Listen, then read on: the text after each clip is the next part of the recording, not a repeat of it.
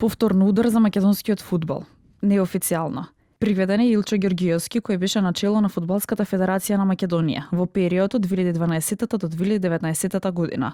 Официјално од обвинителството за гонење организиран криминал и корупција соопштија дека заедно со управата за финансиска полиција и МВР спроведуваат координирана акција на повеќе локации во Скопје, но повеќе детали најавија во текот на денот по завршувањето на дејствијата.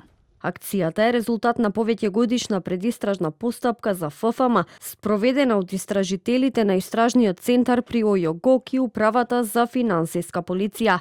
Дел од информациите говорат дека приведувањето е поврзано со кривичната пријава од 2020 година, во која осумничени се 11 физички и 14 правни лица за над 2,5 милиони евра проневера во ФФМ, период кога начелната позиција бил Ѓорѓиевски. Од Фудбалската федерација на Македонија вела дека нанесената штета на ФФМ изнесува над 2,5 милиони евра. Според документацијата доставена до надлежните институции, вкупната штета нанесена на ФФМ за периодот од јануари 2015 година до крајот на 2019 година изнесува повеќе од 2,5 милиони евра. Во изминатиот период ФФМ немаше повратни информации за текот на постапката и евентуалното постапување по предметот.